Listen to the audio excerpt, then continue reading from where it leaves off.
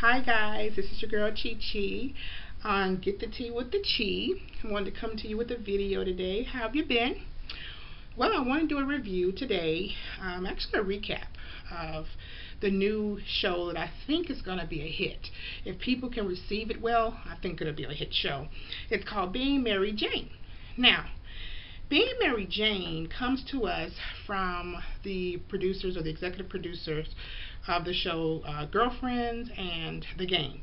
So you know it has the great potential of being a good show because the producers did a very good job. Myra, she did a great job. Now this show stars Gabrielle Union, beautiful Gabrielle Union. She plays Mary Jane. Now I'm going to be looking down a couple of times because I want to make sure I get everybody. I can name some people here because it's the first time this show has come on. So I just want to make sure that I'm letting you know who the major players are, because it's almost, well, pretty much sort of a all-star cast to me, because I've seen most of the people that are portraying the parts in this series in different movies or television shows. So they have a great cast, and basically I know that they can pull it off. Well, Gabrielle Union, she plays Mary Jane Paul, and she is a successful, beautiful, single 38-year-old cable TV anchor. Okay, she's on a cable show, and the name of her show is Talkback. And it's a very successful show based on the way that everything seems. She's paid very well, and she seems to have everything together when she's on television. Okay, she has right now she's doing a series or a show. Her primary show is about Zimbabwe, the raping of women in Zimbabwe, and there's a story that stands out about a woman there who stole the sperm of her of the person's partner of 7 years. And what's happening is that they're trying to find a way over in Africa of how to prosecute the lady, because this has never happened before, where a woman actually does this type of thing. So it's her lead story, and she's continuously, taking care of that. All right. Well, the show starts off showing Gabrielle. I'll start using her name in the show, Mary Jane. Shows Mary Jane in her beautiful kitchen making cakes. She's baking 2 cakes to make a double-layer cake. We find out later that that cake is being made for her mother's birthday. Well, that evening she's baking her cake. She has her scarf on her head, and she's, just chilling. And then she hears the doorbell ring, or someone's beating at the door. So she takes her baseball bat to the front door, so she's going to knock somebody out if it's the wrong person. And who do we have at the door? Well, gorgeous as he is, Mr. Omar Hardwick, nice looking guy. He's standing at the door drunk as a skunk, and he's beating on the door telling her, hey, let me in, blah blah blah. And she's standing there, and you can clearly see he's intoxicated, and you know it's going to be a mess. Well, she lets him in, and before she lets him in, this is the good thing of it. It shows what some women actually do before they let somebody in the house, if their house is in disarray. So she runs. She says, "Just give me a minute." So she runs into the bathroom, and she's clearing off the counter. She has a vibrator sitting on the counter that she puts away in the drawer. She takes her scarf off her head, and she puffs and flips her hair, and she takes off her her pants that she has on. Not jeans, but her pants that expose her boy shorts that she has on, giving a little sexier look. And it's just really funny. And she basically goes to open the door. Now, in one scene they do show her using a washcloth washing her flower part, and this, it's just so funny and raw footage of how they do it.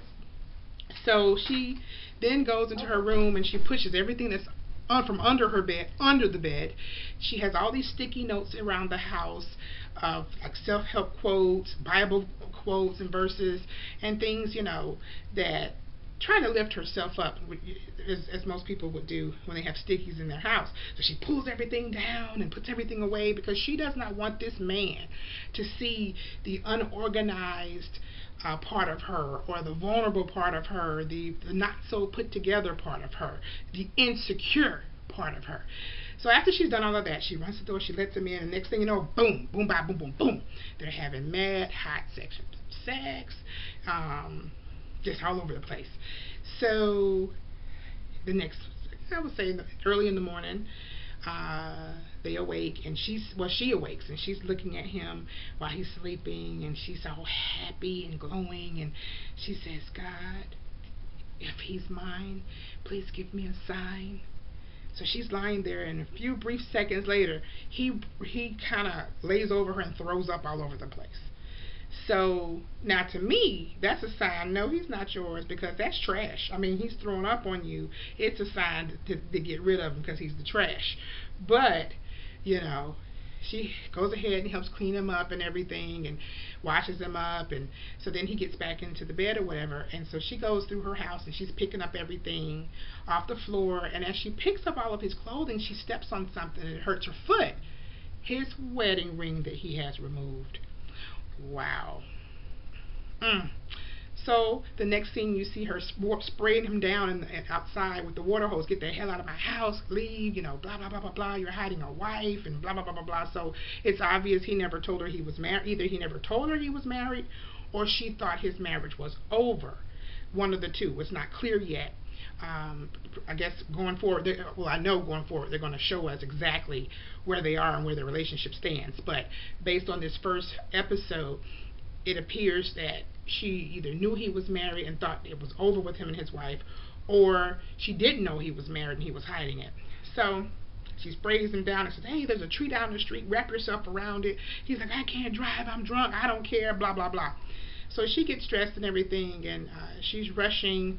And as she's driving down the street, she sees a car that actually hit the tree, and it's not him. So she just keeps on going, and she's on the phone with her mother, and her mother's, you know, coughing on the phone and just feeling really bad, and she's trying to talk to her, but she's running late for work at this point because of her little rendezvous. And she gets to work. She's also late for a meeting, and so she gets there, and she gets off the phone with her mom, and she gets to the meeting late, so her boss is upset with her, of course.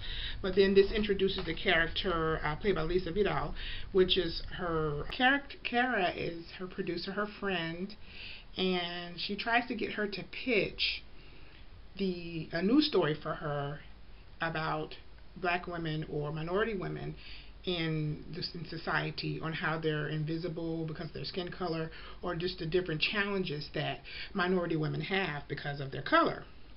But Kara's kind of calming her down and saying, wait, you know, we just got this story, just wait, give it some time, blah, blah, blah.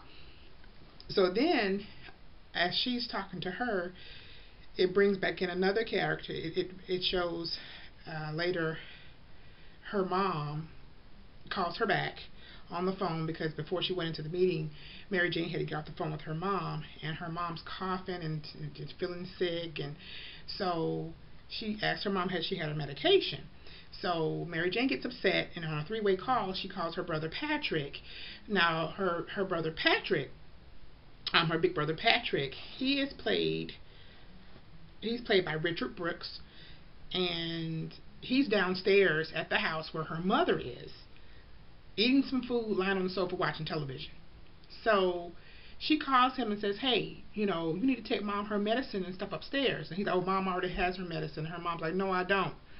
So that introduces the brother already showing a sense of irresponsibility, because he's lying there on the sofa and the mother needs medicine, but she's calling her daughter at work, you know, so that already shows us a form of dysfunction. So after that, later on, Mary Jane goes on set, and she has this very successful talk show again on the SNC network called Talk Back. So her major project that she's working on, her major news story, is a story about women in Zimbabwe that are being raped, and she has an exclusive on a story about a woman who actually stole sperm from a partner of 7 years. So that's her exclusive story that she's following. And after she's done with her show, because again she has a very successful show, it then introduces her best friend, one of her best friends, which is played by Mr. Aaron D. Spears. He plays her gay friend, Mark Bradley, and I knew right away he was gay. It was based on the way, I don't know what it was, but that's okay because every girl needs a gay friend. Every girl needs one. But anyway, he kind of chastises her in a way because she missed his call, or their nightly call. They basically review television together while over the phone, and they critique different news shows, or shows rather, on the phone. So because she was having sex that night with Amari Hardwick's character, Andre Daniels, she missed the call. So she promised him she would miss the next call. So anyway, then it moves on to Mary Jane going to her parents' house, and her parents have a very big house. Now, it's not showing or telling us if Mary Jane paid for the house or not, but it's a very big, nice home, and they're there at the birthday party, and the mother is played by Margaret Avery. Now, you'll remember Margaret Avery she plays Suge Avery in the wonderful movie The Color Purple. You know, the lady that sings, "Sister, you've been on my mind, no, sister." The one that said, "You always ugly," with her. Wonderful actress. So she plays the mother, and she has lupus. And she's sitting there about to choke from the smoke from the candles on the cake that Mary Jane made. So Patrick, which is the older brother, I don't think I said his name, but the older brother, Richard Brooks, I did say him. He then tries to give her oxygen, and she's like, "Oh no, everybody just leave, just get away from here." So the next scene shows Richard Roundtree, who plays the father of Mary Jane, sitting outside upset, and Mary Jane goes out after him, and he just sits there, and he says that he wished that she would just go ahead and die, talking about his wife, Helen. He's saying that he wishes she would just go ahead and die. I thought that was kind of weird because they really didn't set the scene for that. So two things were pulled. Well, there were two different viewpoints here. One, me being me, I could see that he was saying that he wishes she would die because she's suffering so much. But on the other side, it really kind of displayed that he was so tired of her ass, he wants her to die. And I don't know which way they were trying to go with it, but it depends on the person. That's how one set of people will take it this way, and another set of people will take it that way. That he's saying, just go ahead and die already, and the other one's like, oh, I'm suffering so badly watching her suffer, I want her to just die. So that was kind of, I don't know, kind of messed up. Well, anyway, then it moves on to Mary Jane picking up her younger brother, who's played by B.J. Britt. He plays her younger brother, Paul. She goes to pick him up from work, and he's holding one of those signs on the side of the road for like a mattress company or something, and playing around with the sign. And she picks him up and takes him to a little store for him to buy a card for his mom. And he comes out with a card and some incense. Then he lets the cat out the bag that their niece, Niecy, she's played by Raven Goodwin. Raven played on Glee for a while, which was, she's a wonderful actress and wonderful singer. I'm sure we'll get some singing parts from her later on. I hope so. But she plays the niece, and she's pregnant with her second child. So Paul lets that cat out of the bag because Mary Jane didn't know that Niecy was pregnant. So it shows them going back to the house, and she walks into the room, Mary Jane does, and everyone's in the room at that point, and she says, "Niecy, you're pregnant again," blah, blah, blah. She's just, going off on the girl, and she's like, "Well, who in here has a job?" And raise your hand. So Mary Jane, of course, is the only person raising her hand because she's the only person working, because she's actually supporting all of these people. So in this room, in this house, you have the mom and the dad, and then you have the big brother and his wife, Patrick and his wife. So Patrick's wife is there. She's white. Then you have Niecy and her son, or her child. They don't say if it's a boy or girl, but has her child there. And now she's pregnant again. And then the younger brother, Paul, he also stays there. Now I'm assuming that that the older brother Patrick and his wife have kids, but they haven't introduced the kids to us yet. So she's taking care of all of these people, so rightfully so, she's angry that this girl is not married, not working, and you're sitting up here pregnant again. Again, now that's going to touch a step on a lot of toes in society, because that seems to be what's happening in the minority community right now. So stay tuned for that. So, and then it goes on later on where the brother Patrick and his wife and Mary Jane are in the kitchen, and he asks Mary Jane for $500, and so she's like, $500 for what? And he's just like, no.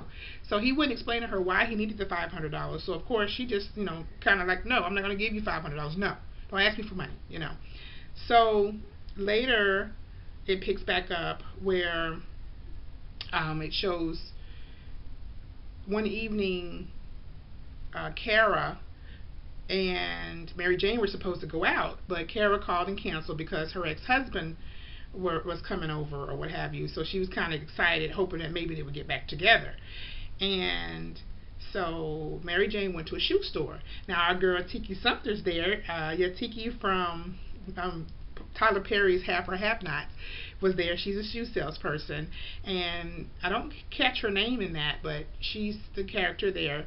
Well, she works at a shoe store, a kind of high-end shoe store, and it's closed. But she stayed back for a few minutes, to let Mary Jane in, to let her shop exclusively by herself. So while she's trying on shoes, there's a knock on the door, and then that introduces the character that Romney Lee plays, and she's actually the wife of Andre Daniels. So again, Andre Daniels is the guy that was having sex with Mary Jane in the beginning of the show. So Tiki Sumter's character, she says, "I'm sorry, we're closed." So Mrs. Daniels says, "Oh, we just need 5 minutes." So Tiki kind of looks at Mary Jane and says, "Oh, they look so cute. Should I let them in?" Because, he spends so much money on his wife all the time. And so Mary Jane looks back and she looks out the glass door and she sees Andre and his wife. And so immediately he sees her as well, and he's telling his wife, "Oh, no, we can just come back tomorrow." And he's asking Tiki through the door, "Well, what time do y'all open tomorrow?" 10 o'clock. "Okay, well, she'll come back tomorrow." Because he sees Mary Jane and does not want a confrontation, honey. And so he and his wife kind of walk off, and Mary Jane's standing there just looking like has rage in her eyes. So she doesn't let on to Tiki's character, though, that she was having a relationship with him. So it moves on to where they show Mary Jane taking her niecey to the doctor, because she's wanting to see how far along her niece is in the pregnancy, and wanting to see if they can weigh some options perhaps of whether she's going to keep the baby, have an abortion, or what's going to be done with the baby. Well, they get there and she finds out that the girl is like 35 weeks pregnant. And so Mary Jane is outraged, because she's thinking they got all this time, and finds out that this baby is due any day now, any minute, So when they're in the car, she's kind of upset with her niece, like, "Why didn't you tell me, blah, blah, blah." And she was like, "Well, I was scared to tell you because of this, the way you would react, and blah, blah, blah." And so on a lighter note, she kind of tells her aunt that she wants her, asks if she could have her baby shower at her house. Now, Mary Jane's character is kind of, in the midst of things, in the thought process, but her niece, because her niece then lets her know that the boy that she's having the baby by also has another girl pregnant at the same time, and both of them are going to have their baby showers on the same day. So niece is asking Mary Jane, can she have her baby shower at her house, because she wants more people to come, and she knows if it's at the newscaster's house, then more people will come to her party than the other girl's party. So Mary Jane doesn't say anything to her, because then she sees Mrs. Daniels running across the street to the pet store. So she follows Miss Daniels into the pet store, and she, walks up to her and pretending she's reading some birdseed or something. And Miss Daniels notices her and says, "Hey, I know you. Aren't you Mary Jane Paul from the show Talk Back? Oh, I'm so glad to meet you, and because, I see your show, and I'm so glad you're on. Since Oprah went off, we don't have anybody to watch," and blah, blah, blah. So Mary Jane just pops out and says, "Did you know me and your husband are sleeping together?" And so this elated look that Miss Daniels has on her face goes to like, she said, so what am I supposed, why are you telling me this? And so she said, well, 2 times a week, letting her know they're having sex twice a week. She said, so what am I supposed to do with this information? Why are you telling me this? I came in here because my best friend just got dumped by her husband, because he's basically going to be with his 28-year-old assistant. Now you're dropping this on me in a pet store. So Mary Jane's like, well, I just thought you should know because I'm tired. Oh, you're tired. You're tired. So she pretty much tells Mary Jane, well, I'm going to keep him. I'm going to stay with him. So what's your point? Why are you telling me this? What do you want? So she said, go on and get out of here. She tells her to go ahead and leave. And Mary Jane leaves the store feeling foolish because, just like a lot of women are who sleep with married men, for some reason they always think that the husband is going to leave the wife, or that the wife is going. Or sometimes they believe if they tell the wife or expose the relationship before the husband does, that it's going to clear the way or clear the air for them to be together. Now I don't know if that was Mary Jane's motive at that time. I know she was upset because I just saw you with your wife, blah blah blah blah blah. Because to me, if she really was that angry about it that night at the shoe store, she would have bust out that door and said, oh, this is the woman you've been hiding from me. She would have made a scene at that point. So to me, that scene, she kind of, I guess, was trying to make the woman feel the hurt that she was feeling. Oh, you're the wife, I'm not, or I've been seeing him, and this is this relationship he's hiding from me, or whatever. So we really don't know where it's going right now, or where Mary Jane was actually going at that point. We'll find that out later. So then it shows her at work and her brother coming to ask her again, making it seem like it's an emergency that he needs to see her on set. And she takes a break and she goes to see her brother, and he's asking her for $500 again at work. So she's like, look, this is my job. Why are you coming on my job asking me for money? No, I'm not going to give it to you. So later on, it goes to the baby shower, and it shows her niece's baby shower, and her baby shower, she's having such a wonderful time, and Mary Jane comes out with this huge high-end stroller with all these gifts and stuff in it. So it shows Niecy all excited and, telling her, oh, auntie, you always you're always there for me, you always, do what I need and help me out, blah, blah, blah. So then it shows Mary Jane going outside, and her brother's actually sitting outside in the car smoking. Now Niecy is Patrick's daughter, but he's sitting outside, not even coming in to enjoy the baby shower. So she says, well, come on in. And he's like, no, I'm not coming in. So Mary Jane has the $500 folded in her hand and tries to pass it to her brother. And he was like, nope.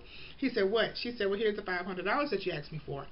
He gets out the car, and while he's getting out of the car, his daughter comes outside with the stroller and all these gifts, and she's like, look, Daddy, look what Auntie bought me. She bought me the stroller that we were looking at, and the stuff that I wanted. So Mary Jane is still trying to give him the money. He said, oh, no, never mind, I don't need it now. So basically, he had asked her for the money because he wanted to buy the stroller and the gifts for his daughter, for the grandchild. But, the look on his face was, here we go again. You could have just given me the money, so I could have bought the gift for my child and looked like a man in her eyes still. But here you are saving the day again, buying everything for her. So that's pretty much my perception of it all. So that's kind of, ooh, but that's the reality. So then later it shows that it moves on to Mary Jane being at work one evening, and she gets an email from her ex-boyfriend. Her ex-boyfriend, he's listed on her phone as never answer number 1. Now, this character is played by Stephen Bishop, and his name is David. So, now mind you, her other ex, which is Andre Daniels, he's on her phone listed as never answer number 2. So it's like, wow. So anyway, she gets an email from him inviting her to dinner. Now mind you, it's 12 o'clock at night that he's asking her out. So she accepts, and she's getting ready to get on the elevator to go meet him, and she says, oh, so she runs back into her office and takes a vibrator out of her desk drawer, and puts it down her pants and pleasures herself right there on camera. So it's like, okay, so this is, it's out there. It's really adult television. So after she's done, she calls. They show her calling her friend Kara to let her know, hey, David just asked me to come out to dinner. She said, when? She said, tonight. She said, well, honey, it's midnight, and you know this is a booty call, right? So she's like, yeah. She said, did you masturbate? She said, yes, I did. Pretty much saying, you better get rid of that. Any feelings that you have about opening your legs for this man, get rid of that shit now so that you won't give it up later. So she does. So she went to the restaurant, and she's sitting outside in her car, and Mary Jane sees David sitting there, and she's sitting there like, She so she decides to call him and pretty much to explain to him, you know what, let a booty call be what it is. It is what it is. Let a booty call be what. If it's gonna be a booty call, it's a booty call. Don't be sitting up there saying you want to take me to dinner knowing that you want to just have sex. So let it be what it be. So later on, it shows, it goes back to showing her at her house, and then he comes over. He's knocking on the door, and he has some tortilla chips and some salsa. So he said, well, you kind of said let it be what it be, so can we have some consensual sex? So she lets him in, and they have sex or what have you. But then they show the next morning or what have you. She's like, well, a booty call means you leave when we're done. So he's like, no. So he's just staying there. So but in the meantime, she's in the bathroom removing sperm with a turkey baster from the condom that he had on, and she puts it in a container, a vial, and puts it in her freezer in a box of baking soda, and freezes the sperm. So he's looking for his condom. She's, oh, I took care of it. So he's like, oh, okay. So pretty much that scene is in there, but that scene actually comes before the baby shower, but it's neither here nor there. But pretty much that's where it ends. That she's actually doing what the woman the woman did in her story that she's following at her job. So pretty much, this particular show, I think, is going to be a great show, but it's going to step on a lot of toes. It's going to make a lot of people open up their eyes and see that a lot of themselves in this show. One, because she's a successful minority woman at the top of her game on her job, and that's how a lot of minority women are playing it right now. They're single and they're strong, and they don't really have a steady man, or if they do have a man, it's half of a man or somebody else's man, and and that is a reality in the world today. Now, there are a lot of women out here that are strong black women that do have their own man, but I'm just saying, in a lot of respects, there's a lot of women out here that don't have a man, that they don't have time for one because they're working so much, or like I said, they'll settle for anything. And then you have a lot of women who are basically taking care of their families. You have a lot of men out here who don't have jobs that are mooching off of their family members, their girlfriend, their wife, their sister, or whoever. You have a lot of people who it's hard for them to find a job. You have a lot of these young girls out here not married, having babies, never been married, have 2 and 3 kids, and never had a marriage to basically show that they were even trying to have a family structure, just opening up their legs, having babies, and unfortunately, I'm just telling it like a TI is, having babies and not thinking of the consequences. You're on a system, or you're living the life that some of the people out here are trying to fight against. So this show is gonna be, if people embrace it. I've embraced it, so I think it's going to be a great show. But like I said, because it's going to get a lot of positive feedback and a heck of a lot of negative feedback, unfortunately, because people don't want to see their reality. But if everyone sucks it up and does what they need to do, it'll work. But great job, guys. They did a wonderful, wonderful job. And I hope Gabrielle gets to see this review, because you did a wonderful job, and I'm proud of you. And as for all the other castmates as well, you all did a phenomenal job on this premiere. And I will be back next week to close it out and give you another recap. Give me any questions, comments, or concerns that you may have. And hey, like this video, okay? And subscribe, because I got a lot of other things coming in the future. This is your girl, Chi Chi, signing out on the tea with the Chi. Get the tea with the Chi. Bye-bye.